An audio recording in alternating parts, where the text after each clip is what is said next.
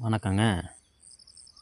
உலகத்துக்கே மறைமுகமாக உழைச்சி சோறு போடுறவன் விவசாயி.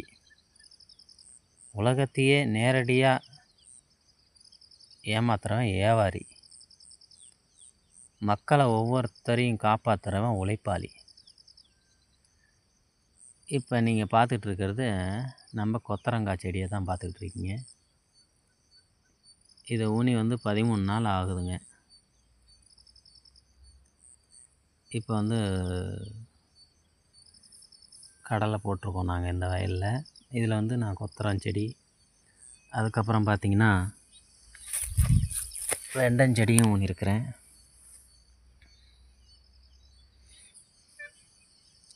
இப்போ 38 நாள் ஆகுது நம்ம கடலையை போட்டு. இதுக்கு இப்போ தான் களை வெட்டியிருக்கேன்.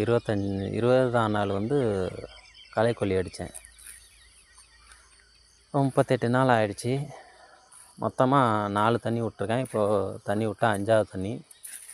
இப்போ நம்ம என்ன பண்ண போகிறோம் அப்படின்னு பார்த்திங்கன்னா,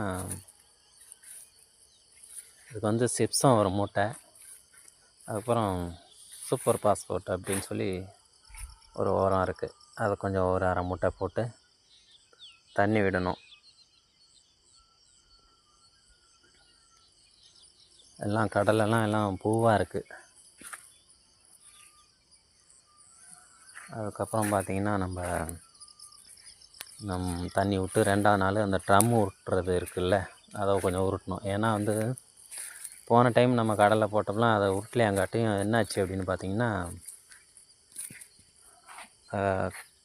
கடலையில் இறங்குற அந்த விழுதுகள் இருக்குது பார்த்திங்களா, அது எல்லாமே சின்னதும் பெருசுமாக இருந்துச்சு. இந்த தடவை அதுக்கு தான் சரி உருட்டி பார்ப்போம் அப்படின்னு பார்த்தேன். ஏன்னா சின்னது பெருசுமாக இருக்கும்போது என்ன பண்ணுது அப்படின்னு பார்த்திங்கன்னா, பூமிக்குள்ளே இறங்கி இருக்கிற கடலை முத்திடுது. பூமிக்குள்ளே கம்மியாக இறங்கி இருக்கிற கடலை பிஞ்சாக இருக்குது. அப்படி இருக்குது. அது ஈவனாக இல்லை. கடலை ஈவனாக இருந்தால் தான் ஈல்டு அதிகமாக இருக்கும். அதனால தான் இப்போ அது மாதிரி செஞ்சு பார்க்கலாம் அப்படின்னு சொல்லி ஏற்கனவே நிறையா பேர் செஞ்சுருப்பாங்க. ஸோ நான் அது மாதிரி செஞ்சதில்லை. இந்த டைமும் நம்ம செஞ்சு பார்ப்போமே. ட்ரம்மை போட்டு உருட்டி தண்ணி விட்டு அடுத்த நாள் ட்ரம்மை போட்டு உருட்டி அது ட்ரம்மை போட்டு உருட்டும் போது என்ன ஆகுதுன்னு பார்த்திங்கன்னா, இதில் இந்த மேடு பள்ளமாக இருக்கிற இடம், அந்த கடலை பக்கத்தில் இருக்கிறதுலாம் அந்த வேர் குந்தும்போது அது ஈவனாக அந்த வேர் இறங்கும். கடலையோட விழுதுகள் ஈவனாக இறங்கும்போது கடலை எல்லாம் முற்றி நல்ல ஈல்டு தரும்னு நினைக்கிறேன். தேங்க்யூ.